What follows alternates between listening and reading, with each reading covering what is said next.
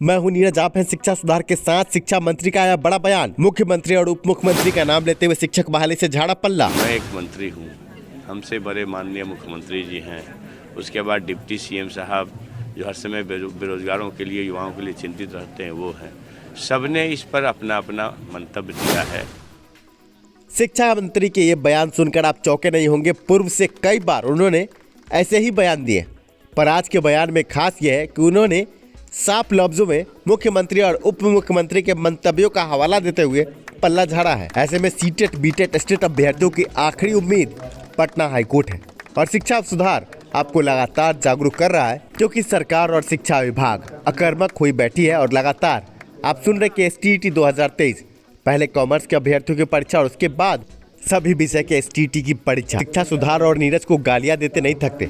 वो एक बार जरूर ये सोचे कि कदाचार युक्त परीक्षा रद्द करवा के कहीं न कहीं सीट से कम रिजल्ट हमने करवाया, और जिस कारण से आप सभी की बहाली सुनिश्चित थी। पर अब क्योंकि आप शिक्षा सुधार के बैनर तले एक नहीं है, वर्तमान परिस्थिति ये बन रही है कि अब सरकार जब सभी विषय में सीट बढ़ा रही है, तो आगे STET के लिए जो कैलेंडर जारी हुआ है, सभी विषयों के लिए STET होगी।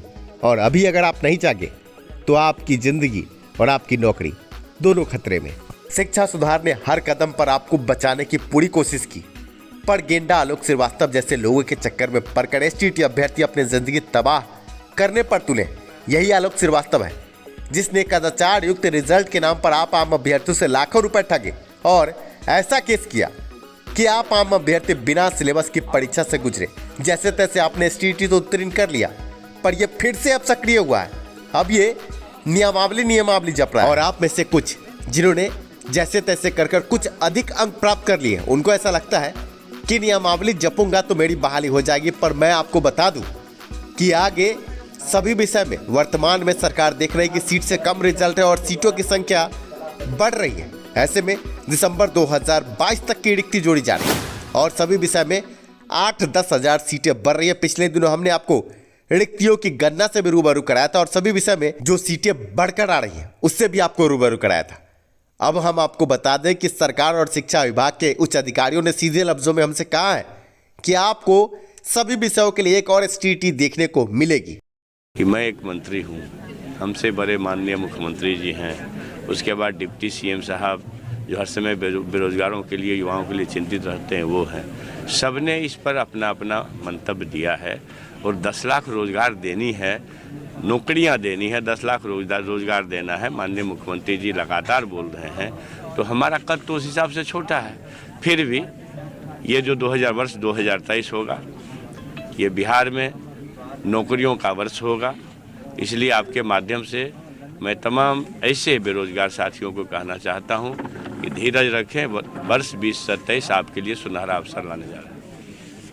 2023 में बहाली की बात तो शिक्षा मंत्री कर रहे, पर STET अभ्यर्थी जाग जाए, क्योंकि गेंडा पांडा ने आपकी जिंदगी आधी से ज्यादा 4 साल के भीतर तबाह कर दी है। यह आलोक श्रीवास्तव जो पूर्णिया में पेट पाल रहा है, ऐसे ही मैं इसका नाम हर वीडियो में नहीं लेता। ये चंदा चोर आलोक श्रीवास्तव आपकी जिंदगी तबाह और बर्बाद कर रहा है। एक तरफ तो ये +2 के सामाजिक विज्ञान के STET के लिए चंदा इकट्ठा कर केस लड़ रहा है, और मुंह में राम बगल में छुरी जैसे हालात है इसके। आप ये समझिए, ये आप आम अभ्यर्थियों को नियमावली में उलझा कर रख रहा है, और कुछ अभ्यर्थी जिनके 2-4 अंक किसी भी तरह एक्स्ट्रा आ गए, वो समझ रहे हैं कि 60, 40, 80, 20 के फेर में रहेंगे तो हमारी जिंदगी बन जाएगी।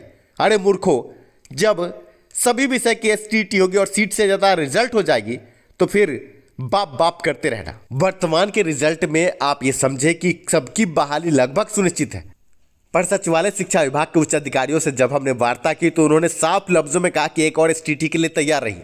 सबसे बड़ी बात, जब हम पहले उत्तीर्ण हुए हैं और जून 2019 के बाद की रिक्ति हमारी है STET 2019 अभ्यर्थियों की, तो फिर हम नए STET के चक्कर में क्यों पड़े?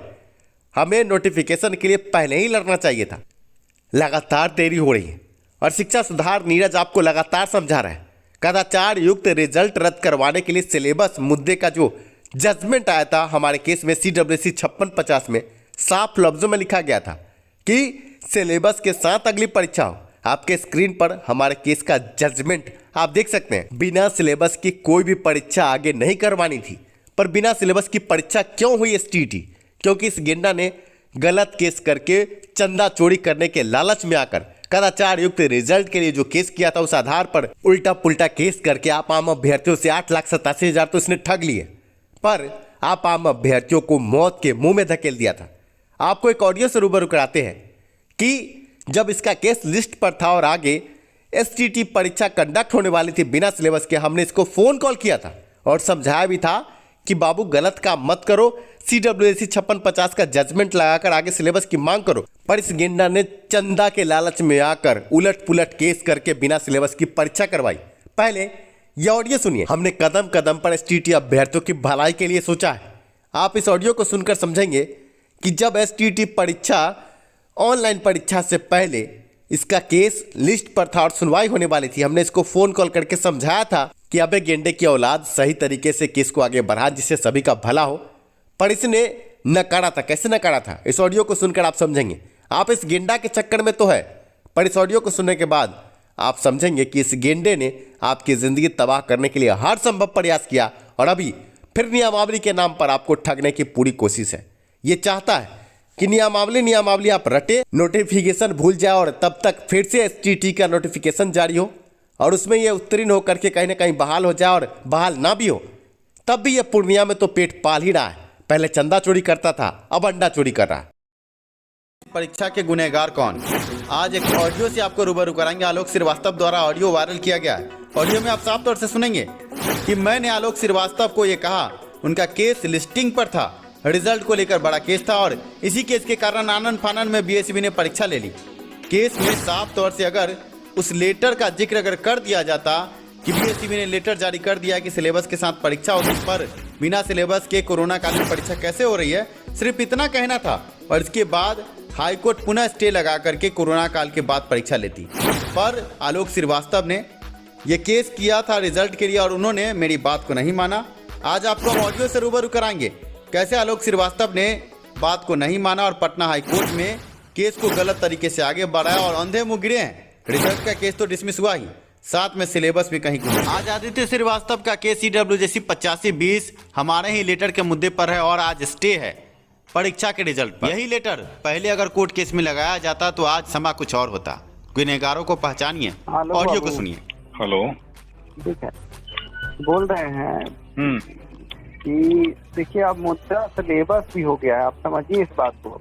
अच्छा, तो इस मुद्दा में जैसे हमसे बात हुई सिलेबस के लिस्ट में है। अरे भैया मेरा केस का लिस्ट है, सबसे बड़ी बात है मेंशनिंग का अभी कोर्ट में बहुत लफड़ा चल रहा है ना, तो ऐसी स्थिति में तो हम लोग को देखिए आप भी सिलेबस से पीड़ित होंगे और भी लोग हैं और ऊपर से सेंटर सबका देख रहे हैं। अब आपको हम स्पष्ट बता रहे हैं, सुनिए आप। हम लोग जो आर्गुमेंट दिए हुए हैं कोर्ट में उसमें स्पष्ट लिखे हुए हैं कि जो भी क्वेश्चन आया हुआ है according to the prescribed norms and condition and syllabus of the, वो सब बात वो ये सब पढ़िएगा ना तो फिर पता चलेगा कि रिजल्ट तक गिरे यहाँ से, सिलेबस भी चल जाएगा, ये सब अलग चीज है।